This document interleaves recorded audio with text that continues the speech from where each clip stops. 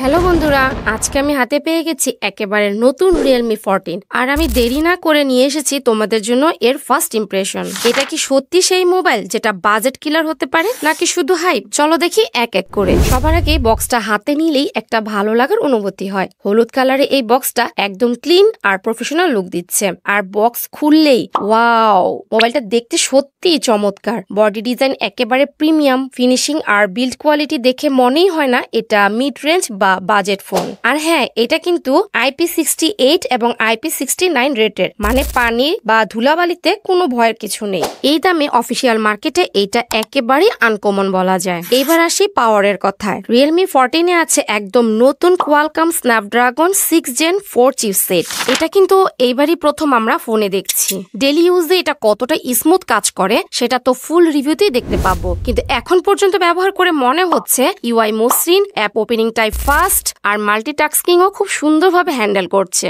এবার গেমিং এর কথায় আসি। এটা দিয়ে পাবজিতে 90 FPS এ গেম খেলা যায়। এছাড়াও ফ্রি ফায়ার ও বিভিন্ন ধরনের গেম খুব সুন্দর স্মুথ ভাবে খেলা যায়। এছাড়াও এটা গেম খেলার জন্য অনেক ডেডিকেট অপশন দিয়ে দিয়েছে, যার মাধ্যমে আপনারা গেম খেললে আরো অনেক মজা পাবেন। এক কথা বলতে গেলে এই মোবাইলটা এই বাজেটে অফিসিয়াল মার্কেটে সেরা। এটা একটা perfect gaming device.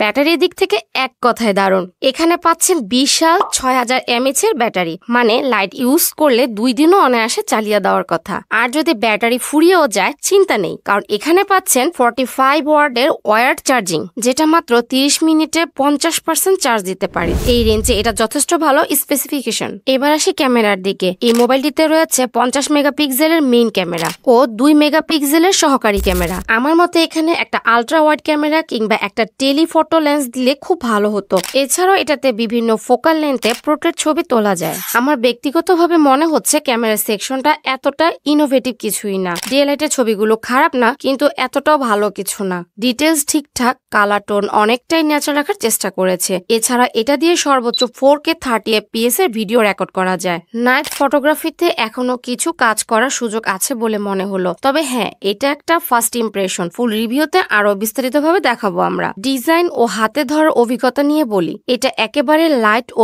Premium feel দেয়। এটার বিল্ড কোয়ালিটি হচ্ছে প্লাস্টিক, স্লিম না হলেও ব্যাটারির সাইজ বিবেচনায় একদম ব্যালেন্সড।